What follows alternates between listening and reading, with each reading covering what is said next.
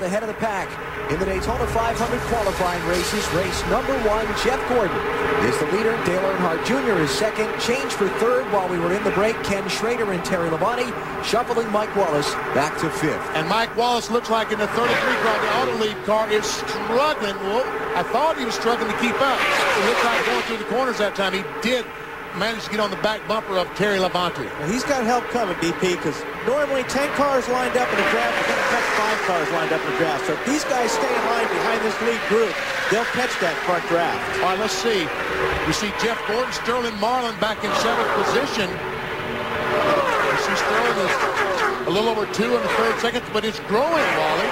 It's getting larger. They're pulling away from this pack of cars. See what happens. Track that over a couple of laps and see if now that these drivers have lined up, if they're able to close the gap. Right now, outside the transfer spot, Ryan Newman, though he's going to be good on points. Remember that car's got the points from the 12 car last year. It's last year's owner points. So they should be okay. Dale Jarrett, he'll be fine. Elliott Sadler, Mark Martin, Bill Elliott. But Brett Bodine is back in 20th place. He's 21st on time, 35th on points. And on the clock, catching it a little bit. There's Ricky Rudd running in 6th place right now. We talked with Ricky a little bit earlier in the week about strategy for his qualifying race today. He said simple, stay away from the desperate ones. Well, it's pretty scary. You get back to the back. I've been here before. It's not a pretty place back there. It's a lot of hard racing going on.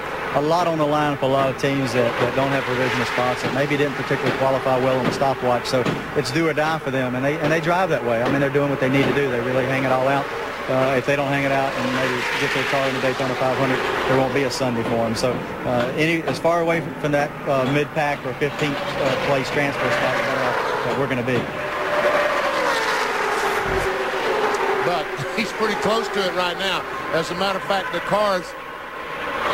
22 cars in 12th position, so he is away from the scramble, and it will be a mad scramble for that 14th position. Let's talk pit strategy. There really isn't any for this race if there is no caution. The cars can all run more than 50 laps on a tank of fuel, so that's fine. However, if the caution comes out, we could see a variety of tire strategies on pit road.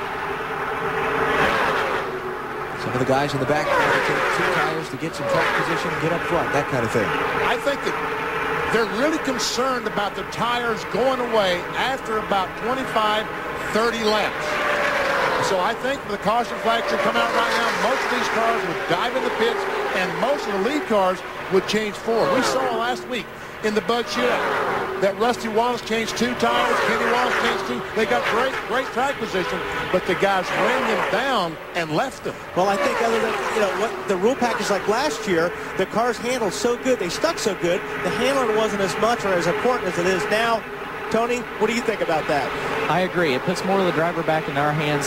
I think what you saw last week, too, that you got to keep in mind, if we get a yellow today, everybody's going to be grouped up on the restart. Where last week, when Rusty Wallace and Kenny Wallace were ahead of us on taking 2 tires, they were way far ahead of the pack. They gave us an opportunity to get grouped up 3 or 4 cars at a time, and we were running against them one-on-one, 4 cars versus 1. So they didn't have drafting help. So when we did catch them, we were able to go by right away and pull away with that without having to worry about those guys coming back on us. Kirk Shelmerdine, Carl Long going the lap down to the leaders. The 80 and 85 cars, respectively. So that's 2 cars, 80, 85. And the 85 of Carl Long that will not be in the Daytona 500 on Sunday. Either driver with points or much of a time trial speed to fall back on. Up the top, cars that are not inside the top 14 are those who may be in trouble if they don't have a good time trial speed or points to fall back on from last year. Brett Bodine, 21st on time. That's going to be close. It's going to be really close. Last year, the time that made the field was 16th fastest overall time. John Andretti started 36th in the 2001 Daytona 500, and as I just said, he was the 16th fastest qualifier. And Brett got the final spot in last year's 500 field on owner points. He's 35th in owner points, and that last spot in the field last year went to 36th in owner points. So it's going to be nerve-wracking for him if he can't get up and get qualified right now.